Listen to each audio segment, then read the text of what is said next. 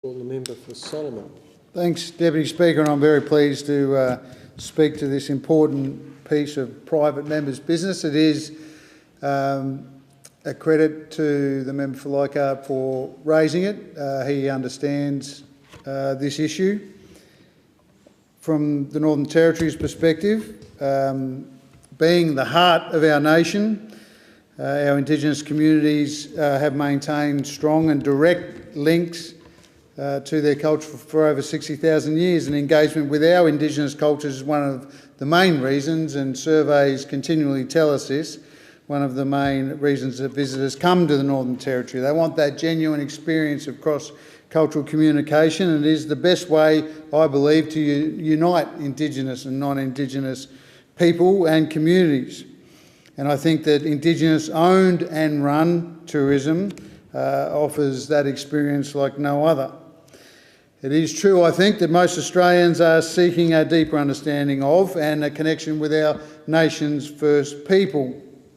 I won't speak for everyone, but I know on this side of the House, and certainly with some of the members from the other side that seek to speak on this, there is a genuine acknowledgement of this important task that we all are engaged in.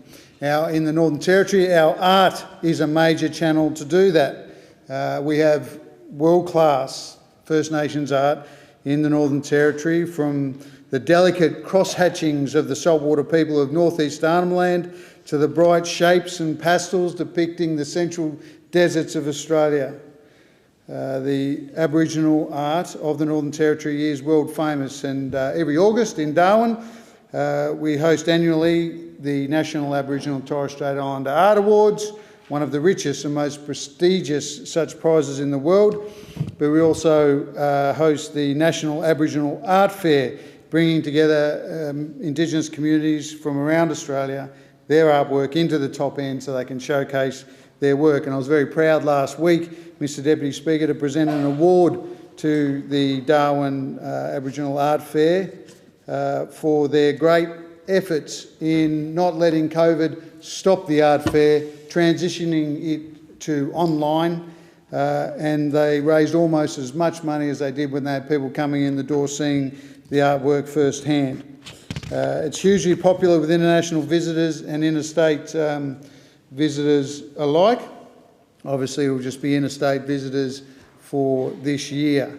But we do get huge spikes in tourism numbers when these prestigious art events and art fairs are held in Darwin, and we're very proud to host artwork from all around Australia's very many First Nations communities, because we've got a lot to be proud of in our artwork, but also in our landscapes, which are like no other. And it is here that we need to help Indigenous-owned businesses get Australians, and then when we open up, people from around the world out onto country. I do want to say, though, that it is disappointing that the government has been so slow to act to support industry in this regard. Now, Kakadu National Park is an absolute jewel in the crown of Australia's national parks, and yet some of its major tourist sites like Gunlom Falls remain closed for yet another year due to a sacred site being disrespected by Parks Australia.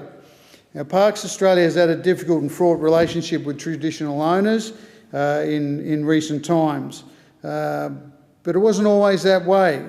It used to be a model of what joint management, traditional owners with parks, could achieve.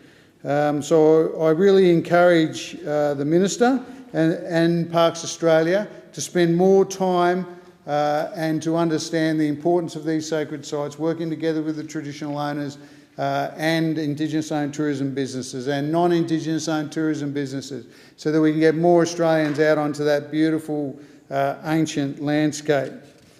We need to do that as a matter of priority. There's been a lot of talk. The Prime Minister came up in the last federal election, promised $216 million for Kakadu. We've seen next to nothing of that, and we're coming up against another election now. Will he come up and re-announce money for Kakadu? Then I hope not. What we want to see immediately is that funding get onto the ground to make our jewel shine as it deserves to be.